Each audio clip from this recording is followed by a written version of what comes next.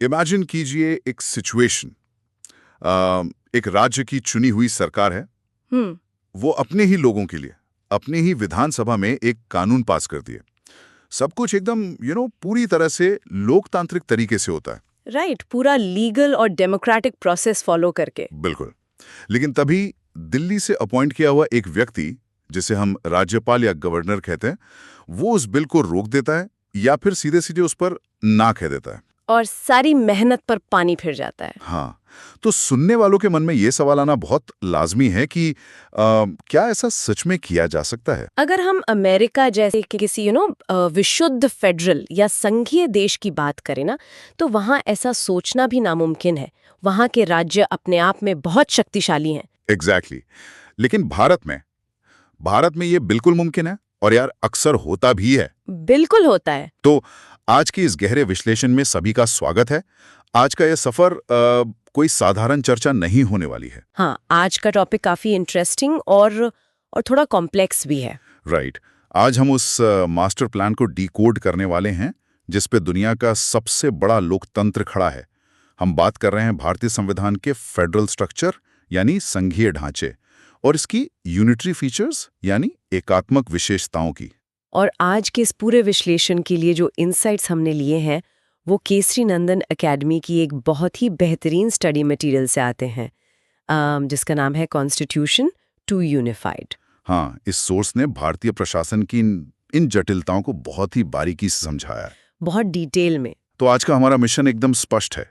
हमें ये समझना है कि भारत का प्रशासन असल में जमीनी स्तर पर काम कैसे करता है। क्या भारत सच में एक फेडरल देश है जहां केंद्र और राज्यों के बीच सत्ता का एकदम बराबर बंटवारा है?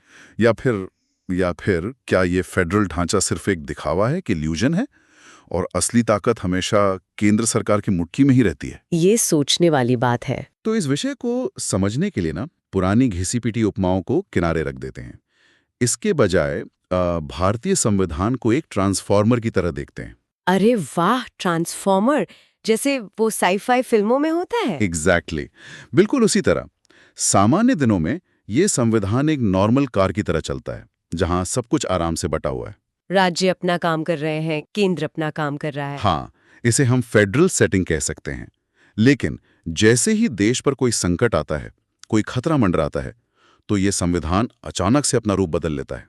मतलब वो कार एक विशाल रोबोट बन जाती है। राइट, एक विशाल, सेंट्रलाइज्ड और शक्तिशाली रोबोट में तब्दील हो जाता है, जिसे हम यूनिटरी सेटिंग कहते हैं। दुनिया का शायद ही कोई और संविधान इस तरह शेप शिफ्ट कर सकता है। तो पहले इस ट्रांसफॉर्मर की डिफॉल्ट सेटिंग को समझते हैं, मतलब इसके संघीय या फेडरल स्वरूप को। आखिर वो क्या चीजें हैं जो कागजों पर हमें एक फेडरल देश बनाती हैं? अगर हम पॉलिटिकल साइंस की किताबें देखें तो एक फेडरेशन के कुछ बेसिक नियम होते हैं। सबसे पहला और सबसे जरूरी नियम है लिखित संविधान, रिटन कॉन्स्टिट्यूशन। हाँ, एक फेडरल सिस्टम में ये बहुत जरूरी है कि ताकत का बंटवारा हवा हवाई ना हो। एक पक्का दस्तावेज होना चाहिए जो बताए कि कौन क्या करेगा, ताकि कल को कोई झगड़ा ना हो। और भारत का संविधान सिर्फ लिखित ही नहीं है, बल्कि दुनिया का सबसे लंबा और विस्तृत लिखित संविधान है। बिल्कुल, और इसी संविधान से निकलती है दोहरी शासन प्रणाली या ड्यूअल पॉलिटी, जिसका सीधा सा मतलब है कि देश को चलाने के लिए सरकार के 2 स्तर होंगे। राइट, एक तरफ दिल्ली में बैठी यूनियन गवर्नमेंट जो पूरे देश को देखेगी, और दूसरी तरफ राज्यों की राजधानियों में बैठी स्टेट गवर्नमेंट्स जो अपने अपने राज्यों को संभालेंगी। लेकिन यहाँ सबसे दिलचस्प मैकेनिज्म आता है शक्तियों का विभाजन, डिवीजन ऑफ पावर्स। हाँ, जो कि भारतीय संविधान के अनुच्छेद 246 यानी आर्टिकल 246 और 7वीं अनुसूची के तहत बहुत ही खूबसूरती से किया गया है। इसे समझने के लिए 3 सूचियों का कंसेप्ट बनाया गया है: यूनियन लिस्ट, स्टेट लिस्ट और कॉन्करेंट लिस्ट। ये बंटवारा बहुत ही लॉजिकल है। जो मुद्दे पूरे देश के लिए एक समान होने चाहिए उन्हें यूनियन लिस्ट में डाला गया है, जैसे कि डिफेंस या करेंसी। एग्जैक्टली। और जो मुद्दे स्थानीय या रीजनल स्तर के हैं उन्हें स्टेट लिस्ट में रखा गया है। और जहां दोनों की जरूरत पड़ सकती है वहां कॉन्करेंट लिस्ट काम आती है। राइट, लेकिन एक सवाल आता है दिमाग में, अगर इस बंटवारे को लेके कभी केंद्र और राज्य में ठन जाए, विवाद हो जाए। हाँ, मान लीजिए केंद्र सरकार कोई ऐसा कानून बना दे जो राज्य के अधिकारों को दबा रहा हो, तो ऐसे में क्या होगा? यहीं पर फेडरल ढांचे का एक और बहुत इंपॉर्टेंट पिलर खड़ा होता है, एक स्वतंत्र न्यायपालिका। Independent judiciary. बिल्कुल, इस पूरे सिस्टम में संविधान सर्वोच्च है और सुप्रीम कोर्ट एक निष्पक्ष अंपायर की तरह काम करता है। मतलब जब भी केंद्र और राज्य के बीच शक्तियों को लेकर टकराव होता है तो सुप्रीम कोर्ट संविधान की किताब खोलकर ये तय करता है कि कौन अपनी हद पार कर रहा है। यहाँ तक तो सब कुछ बिल्कुल परफेक्ट लगता है। शक्तियों का साफ बंटवारा है, आजाद अदालतें हैं और लिखित नियम हैं। हाँ, ऑन पेपर तो सब बढ़िया है। तो फिर अक्सर न्यूज़ चैनलों पर ये बहस क्यों चलती रहती है कि केंद्र सरकार राज्यों के अधिकारों को कुचल रही है? राज्य अक्सर दिल्ली पर भेदभाव या ज्यादा दखलंदाजी का आरोप क्यों लगाते हैं? यहीं से कहानी में एक बहुत बड़ा और बहुत दिलचस्प ट्विस्ट आता है। और यहीं से शुरू होती है संविधान की वो एकात्मक या यूनिटरी विशेषता जो भारतीय सिस्टम को दुनिया में सबसे अनोखा बनाती है। अगर हम उस ताकत के बंटवारे को यानी उन सूचियों को थोड़ा माइक्रोस्कोप के नीचे रख के देखें ना तो ये बंटवारा बिल्कुल भी बराबर नहीं है। बिल्कुल नहीं है। सबसे पहली बात तो यूनियन लिस्ट में स्टेट लिस्ट के मुकाबले बहुत ज्यादा विषय हैं। हाँ, लिस्ट ही लंघी उनकी। और बात सिर्फ गिनती की नहीं है, बात वजन की है। देश के सबसे महत्वपूर्ण, सबसे संवेदनशील और सबसे ज्यादा असर डालने वाले विषय सीधे केंद्र की झोली में डाले गए हैं। जैसे कि रक्षा, विदेश मामले, रेलवे, टेलीकॉम और मुद्रा। राइट। एक राज्य अपनी खुद की सेना नहीं बना सकता या अपनी खुद की करेंसी नहीं छाप सकता। लेकिन यार बात यहीं खत्म नहीं होती। जरा सोचिए, जब 1950 में संविधान लिखा गया था तब इंटरनेट, साइबर सिक्योरिटी या क्रिप्टो करेंसी जैसी कोई चीज तो थी नहीं है। हाँ, किसी ने सोचा भी नहीं था इन सब के बारे में। तो जब भविष्य में कोई ऐसा नया विषय सामने आए जिसका जिक्र उन तीनों सूचियों में कहीं ना हो तो उस पर कानून कौन बनाएगा? इसे कहते हैं अवशिष्ट शक्तियां या रेसिड्यूअरी पावर्स। अमेरिका या ऑस्ट्रेलिया जैसे फेडरल देशों में अगर कोई नया विषय आता है तो बाय डिफॉल्ट उसका अधिकार राज्यों को मिल जाता है। लेकिन भारत में इसका एकदम उल्टा होता है। हाँ, संविधान कहता है कि जो कुछ भी बच गया है, जो किसी भी लिस्ट में नहीं है, वो सीधे तौर पर केंद्र सरकार के पास जाएगा। ये तो सिर्फ शुरुआत है। अब हम उस सिद्धांत पर आते हैं जो शायद पूरे भारतीय संविधान का सबसे चौंकाने वाला और सबसे ताकतवर प्रावधान है। अच्छा, कौन सा? इसे कहा जाता है विनाशी राज्यों का अविनाशी संघ। इंग्लिश में कहें तो indestructible union of destructible states. बाप रे, ये तो बहुत ही भारी भरकम टर्म है। भारी भरकम है, लेकिन इसका जमीनी मतलब बहुत ही गहरा है। इसका मतलब ये है कि भारत का जो पूरा संघ है ना, उसे तो कभी तोड़ा नहीं जा सकता। कोई भी राज्य भारत से अलग होने की मांग नहीं कर सकता। राइट, देश तो एक ही रहेगा। लेकिन राज्यों का खुद का अस्तित्व, उनकी अपनी आइडेंटिटी बिल्कुल भी सुरक्षित नहीं है। वेट, मतलब राज्य सुरक्षित नहीं है? नहीं है। संविधान के अनुच्छेद 3 आर्टिकल 3 पर अगर गौर किया जाए तो ये भारतीय संसद को एक अभूतपूर्व शक्ति देता है। कैसी शक्ति? संसद चाहे तो किसी भी राज्य का नाम बदल सकती है, उसकी सीमाएं बदल सकती है, किसी राज्य को तोड़कर 2 नए राज्य बना सकती है या 2 राज्यों को मिलाकर एक कर सकती है। अरे हाँ, इसका एक बहुत ही लाइव उदाहरण हमने देखा था जब आंध्र प्रदेश को विभाजित करके तेलंगाना बनाया गया था। बिल्कुल। या फिर जब सन 2000 में उत्तर प्रदेश, बिहार और मध्य प्रदेश को पुनर्गठित करके उत्तराखंड, झारखंड और छत्तीसगढ़ बनाए गए थे। लेकिन यहाँ जो सबसे बड़ी कैच है ना, वो ये है कि इस पूरे प्रक्रिया के लिए राज्य की सहमति होना अनिवार्य नहीं है। एग्जैक्टली।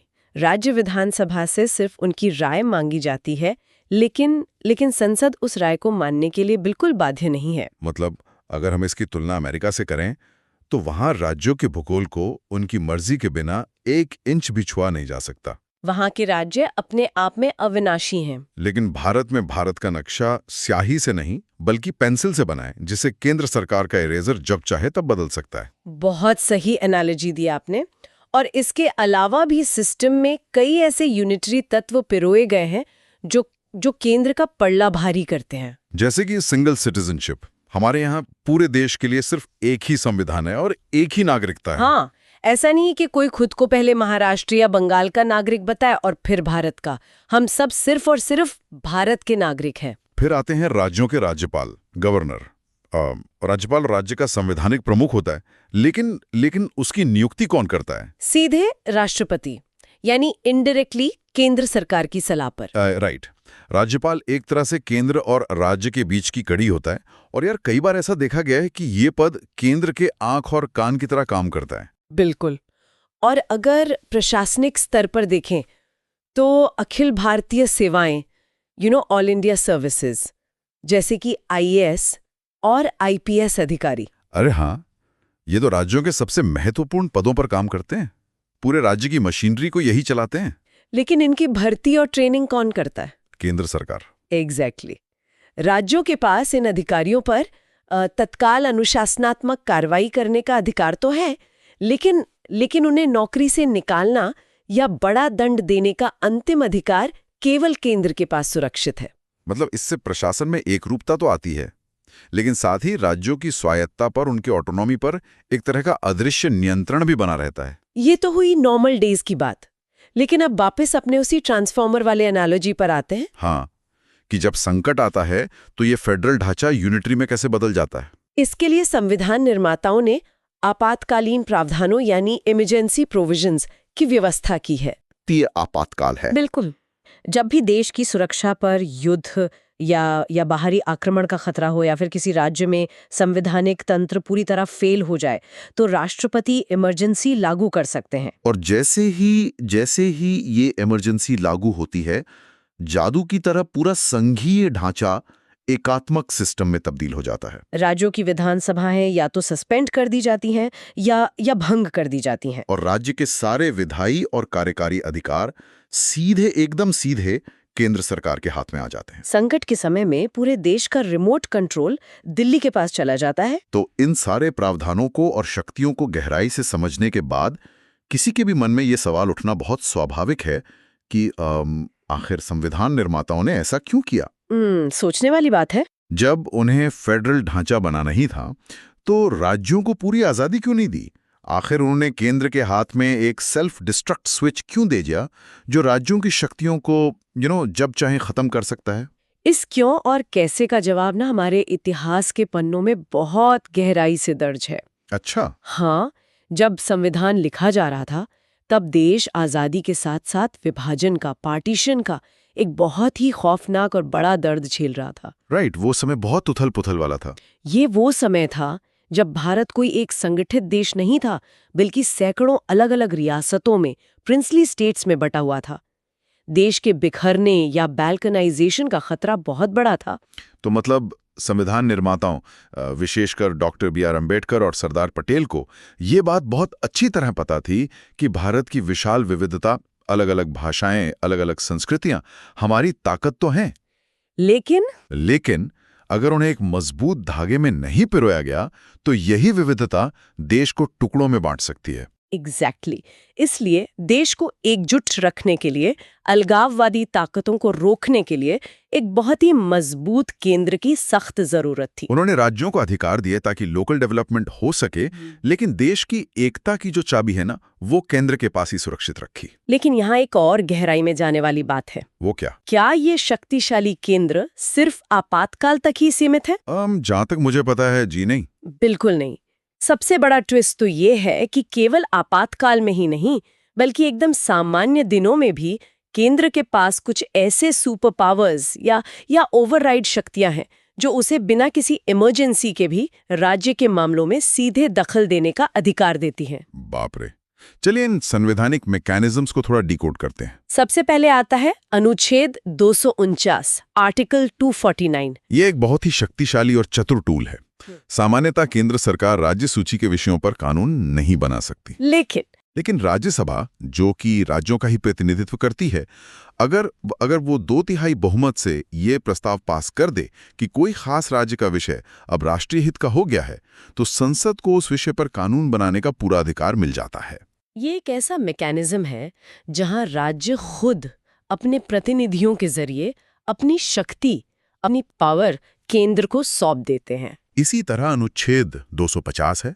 जब राष्ट्रीय आपातकाल लागू होता है, तब तो संसद के पास यह अधिकार होता ही है कि वो राज्य के विषयों पर पूरे देश या किसी भी हिस्से के लिए कानून बना दे। लेकिन आर्टिकल 252 और 253 भी बहुत दिलचस्प है। हाँ, अनुच्छेद 252 के तहत अगर 2 या 2 से ज्यादा राज्य खुद आकर केंद्र से रिक्वेस्ट करें कि हमारे इस राज्य स्तरीय विषय पर आप एक समान कानून बना दीजिए, तो संसद ऐसा कर सकती है। और आर्टिकल 253 तो केंद्र को अंतर्राष्ट्रीय कूटनीति में एक बहुत बड़ा हथियार देता है। वो कैसे? ने किसी दूसरे देश के साथ या यूएन में पर्यावरण से जुड़ा कोई इंटरनेशनल अग्रीमेंट किया है। ठीक है। अब पर्यावरण और भूमि जैसे विषय तो स्टेट लिस्ट में आते हैं, राइट। लेकिन चूंकि अंतर्राष्ट्रीय संधि लागू करनी है तो अनुच्छेद 253 संसद को ये शक्ति देता है कि वो राज्य की शक्तियों को दरकिनार करते हुए उस संधि को लागू करने के लिए पूरे देश में कानून बना सकती है। अरे वाह, मतलब यहाँ कोई राज्य ये नहीं कह सकता कि ये हमारा विषय है, आप कानून नहीं बना सकते।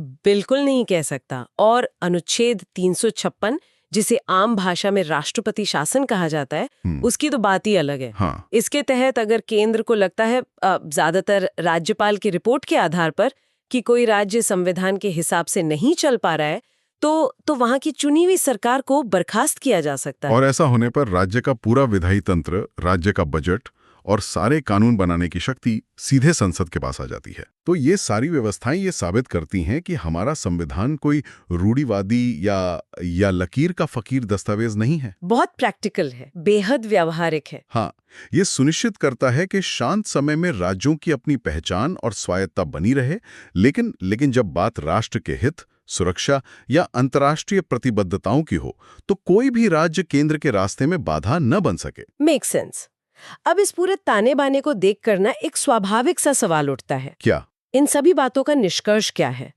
क्या भारत को सच में एक फेडरल देश कहा जा सकता है, या ये सिर्फ एक यूनिटरी देश है जिसने फेडरल कपड़े पहने हुए हैं? ये तो दुनिया भर के पॉलिटिकल स्कॉलर्स और न्यायविदों के बीच एक बहुत गहरी और बौद्धिक बहस का विषय रहा है। हाँ, अलग अलग विद्वानों ने इस ढांचे को समझने के बाद इसे अलग अलग नाम दिए हैं। जैसे के.सी. वियर, जिन्हें आधुनिक संघवाद का एक बहुत बड़ा एक्सपर्ट माना जाता है, उन्होंने भारतीय संविधान को क्वेसी फेडरल यानी अर्धसंघीय का टैग दिया है। राइट। उनका सब मानना है कि भारत मूल रूप से एक एकात्मक राज्य है जिसमें सिर्फ कुछ संघीय विशेषताएं जोड़ दी गई हैं, न कि कोई ऐसा संघीय राज्य जहां एकात्मक विशेषताएं जोड़ी गई हों। और दूसरी तरफ ग्रैनविल ऑस्टिन जैसे प्रख्यात विद्वान इसका एक अलग ही एकदम पॉजिटिव पहलू देखते हैं। वो इसे कोऑपरेटिव फेडरलिज्म यानी सहकारी संघवाद कहते हैं। Okay, right. उनके नजरिए में भारतीय संविधान में केंद्र को मजबूत इसलिए नहीं बनाया गया है कि वो राज्यों को कमजोर करे या उन्हें दबाए, बल्कि ये एक ऐसी व्यवस्था है जहां केंद्र और राज्य राष्ट्रीय लक्ष्यों को पूरा करने के लिए एक साझेदार की तरह मिलकर काम करते हैं, पार्टनर्स की तरह।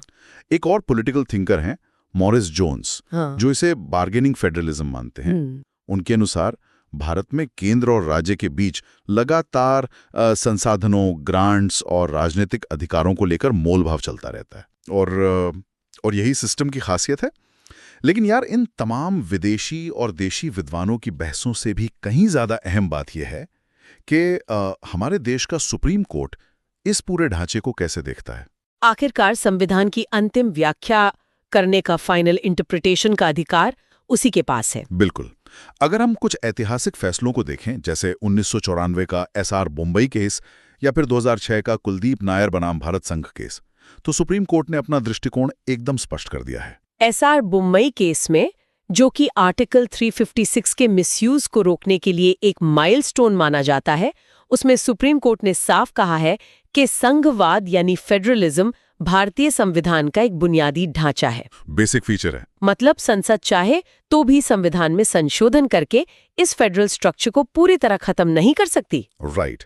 राज्य सिर्फ केंद्र के एजेंट या नौकर नहीं है, उनका अपना एक स्वतंत्र संवैधानिक अस्तित्व है। लेकिन सुप्रीम कोर्ट ने यह भी स्पष्ट किया है कि भारत का ये संघवाद कोई साधारण या किताबी संघवाद नहीं है। ये अमेरिका की तरह का ट्रेडिशनल फेडरलिज्म नहीं है। इसे भारत की एकता और विविधता की अनूठी और विशेष जरूरतों के हिसाब से बहुत ही बारीकी से कस्टमाइज किया गया है। यहाँ केंद्र का मजबूत होना फेडरल ढांचे के खिलाफ नहीं है, बल्कि देश को एकजुट रखने की एक प्रैक्टिकल आवश्यकता है। तो इस पूरे गहन विश्लेषण को अगर हम समेटे ना, तो एक बात बिल्कुल साफ और ट्रांसपेरेंट हो जाती है। वो ये कि भारतीय संविधान के निर्माता किसी एक विदेशी मॉडल की अंधी नकल नहीं कर रहे थे। ऐसा बिल्कुल नहीं था कि उन्होंने बस अमेरिका, ब्रिटेन या कनाडा का सिस्टम उठाया और उसे भारत पे कॉपी पेस्ट कर दिया। उन्होंने जो बनाया वो एक मास्टरफुल सिंथेसिस है, विचारों और व्यवस्थाओं का एक बेहतरीन अभूतपूर्व मिश्रण। एक ऐसा ढांचा जो शांत समय में संघीय रहता है, जहां राज्य अपनी आजादी और विकास का रास्ता खुद तय करते हैं। लेकिन जैसे ही कोई संकट आता है, ये संविधान अपने भीतर की एकात्मक शक्तियों को जगाता है और देश की रक्षा के लिए एक मजबूत दीवार बन जाता है। अब यहाँ सुनने वालों के दिमाग में ये बात आ सकती है कि ये सारा विश्लेषण तो बहुत ही अकादमिक और किताबी लग रहा है। किताबी ज्ञान। हाँ, इसका एक आम इंसान की रोजमर्रा की जिंदगी से क्या लेना देना? लेकिन जरा गहराई से सोचिए, ये ढांचा ही हमारी और आपकी रोजमर्रा की जिंदगी को सीधे तौर पर कंट्रोल करता है। बिल्कुल, यही ढांचा तय करता है कि हमारे जीवन से जुड़े सबसे अहम फैसले कौन सी सरकार लेगी। हमारे शहर में पुलिस किस सरकार के आदेश पर काम करेगी, हमारे अस्पतालों और स्कूलों का मैनेजमेंट कौन सी सरकार देखेगी। जब हम हाईवे पर टोल टैक्स देते हैं तो वो पैसा केंद्र के पास जाएगा या राज्य के पास? और देश की सीमाओं की सुरक्षा की जिम्मेदारी किसके कंधों पर होगी? ये सब इसी फेडरल बनाम यूनिटरी सिस्टम के नाजुक संतुलन से तय होता है। बहुत बड़ी बात है ये। तो आज के इस सफर के अंत में एक बहुत ही विचारोत्तेजक और जरूरी सवाल छोड़ना आवश्यक है। जिन संविधान निर्माताओं ने 1950 के दशक में एक मजबूत केंद्र बनाया था, उनके सामने उस वक्त की सबसे बड़ी प्राथमिकता देश को टूटने से बचाना था। वो एक ऐसा दौर था जब भारत एक नवजात राष्ट्र था, एक न्यू बॉर्न नेशन। लेकिन आज की स्थिति को देखिए, आज हम एक बेहद तेज ग्लोबल और डिजिटल दौर में जी रहे हैं। आज भारत के कई राज्यों की अर्थव्यवस्थाएं दुनिया के कई आजाद और विकसित देशों से भी बड़ी हो चुकी हैं। राइट। आज के राज्य सिर्फ दिल्ली का मुंह नहीं ताकते। तकनीक, व्यापार, फॉरेन डायरेक्ट इन्वेस्टमेंट और क्लाइमेट चेंज के मामले में कई राज्य खुद को स्वतंत्र ग्लोबल प्लेयर्स के रूप में स्थापित कर रहे हैं। तो सोचने वाली बात यह है कि जैसे जैसे हम भविष्य की ओर बढ़ रहे हैं, क्या इन राज्यों को आर्थिक और विधायी रूप से और भी अधिक स्वतंत्र यानी ऑटोनोमस बनाने की जरूरत पड़ेगी? क्या हमारा ये दशकों पुराना क्वासी फेडरल ढांचा, जो संकट के समय केंद्र को सारी ताकतें सौंप देता है, आने वाली सदियों की तकनीकी, आर्थिक और क्षेत्रीय चुनौतियों का सफलतापूर्वक सामना कर पाएगा? ये एक बहुत बड़ा सवाल है। या फिर क्या हमें राज्यों और केंद्र के बीच ताकत के इस बंटवारे को एक नए सिरे से एक नए पर्सपेक्टिव में सोचने की जरूरत है? क्या भविष्य का भारत एक मजबूत केंद्र के साथ साथ अत्यंत मजबूत राज्यों का मॉडल अपना पाएगा? इस सवाल के साथ और भारतीय संविधान के इस ट्रांसफॉर्मर रूपी ढांचे के विचार के साथ हम आज का ये गहन विश्लेषण यहीं समाप्त करते हैं। इस विषय पर खुद से विचार जरूर कीजिएगा। नमस्कार।